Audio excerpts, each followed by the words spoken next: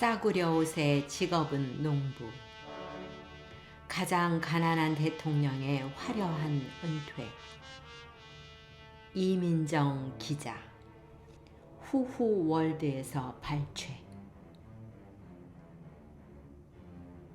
세계에서 가장 가난한 대통령으로 불린 호세 알베르토 무히카 코르다노 우루과이 전 대통령이 지난 20일 정계 은퇴를 선언했습니다. 2010년부터 2015년까지 대통령직을 맡았던 그는 재임 기간 소박하고 파격적인 행보로 주목을 받았습니다. 퇴임 후에는 상원의원으로 활동했는데요. 고령에다 신종 코로나 바이러스 감염증 대유행에 더 이상 활동하기 어려워졌다며 국민에게 작별 인사를 건넸습니다. 프로필에 농부라 적는 괴짜 대통령. 노타이의 낡은 통바지, 싸구려 운동화, 헝클어진 머리칼. 무히카의 시그니처 패션입니다. 삶도 말 그대로 무소유였습니다. 2010년 취임 당시 그의 재산은 현금 1,800달러, 1987년 폭스바겐 비틀 한 대와 허름한 농가, 그리고 농기구 몇 대가 전부였습니다. 가족도 단출합니다. 자녀는 없고 우루과이 첫 여성 부통령인 아내 루시아 토폴란스키와 다리 하나를 잃은 반려견 마누엘라, 이렇게 세 식구입니다. 재임 기간에는 월급의 90%를 기부했고 관저는 노숙자에게, 별장은 시리아 난민 고아들에게 내주었습니다. 정작 대통령인 자신은 쓰러져가는 시골 농가에 살며 낡은 차를 직접 몰고 출퇴근했습니다. 그는 대통령이 되기 전에도 재임 기간에도 또 퇴임 후에도 평범한 농부의 삶을 살고 있습니다. 물은 우물에서 길어다 쓰고 빨래도 직접 합니다. 마당에는 무히카 부부가 오랜 기간 가꾼 꽃과 화초가 무성하고요.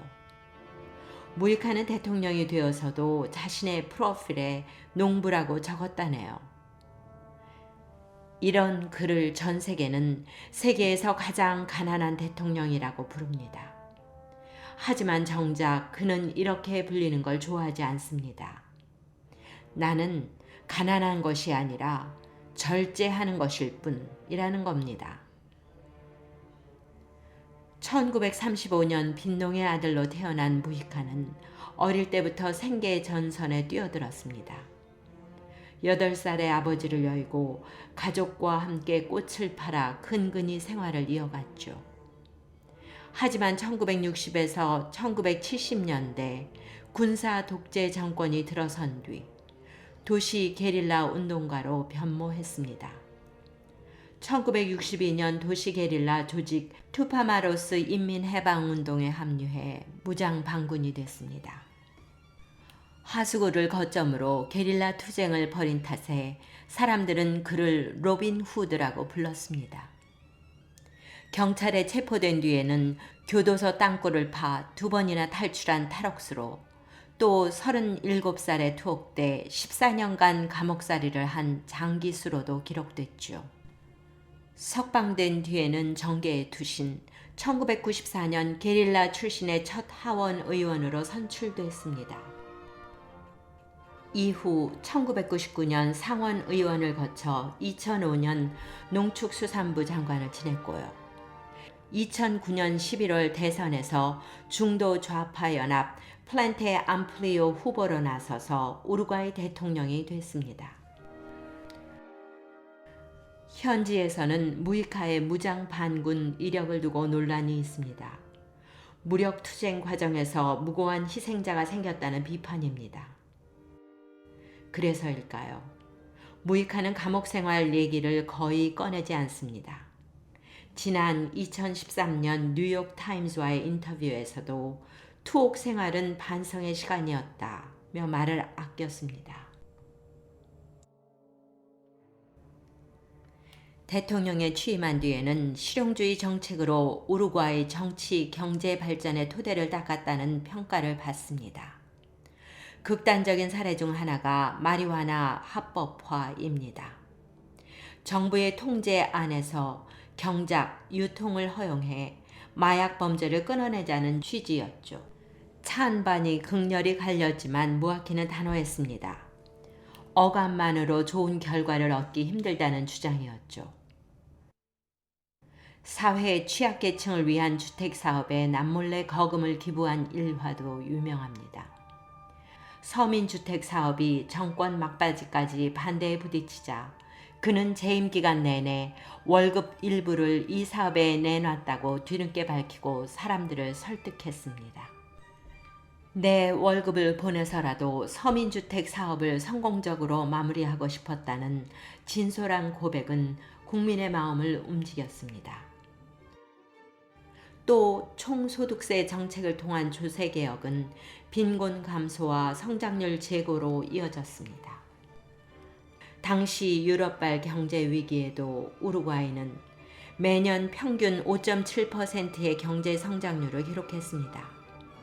여기에 다양성을 인정하고 자치를 존중한 정책으로 국민의 책임감 있는 자유를 보장했습니다.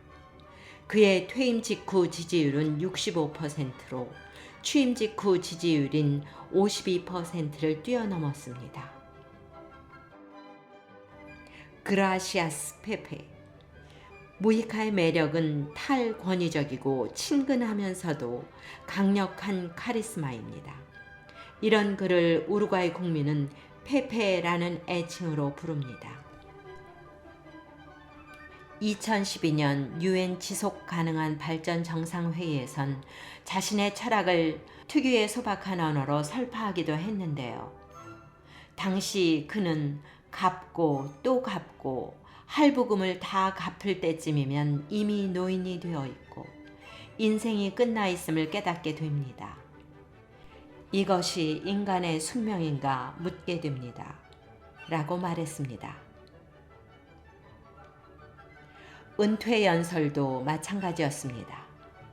그는 수십 년간 내 정원에 증오는 심지 않았다. 증오는 어리석은 짓이다. 인생의 큰 교훈이었다고 말했습니다. 인생에서 성공은 승리가 아니라 넘어질 때마다 일어나 다시 시작하는 것이라는 젊은이들을 향한 조언도 잊지 않았습니다.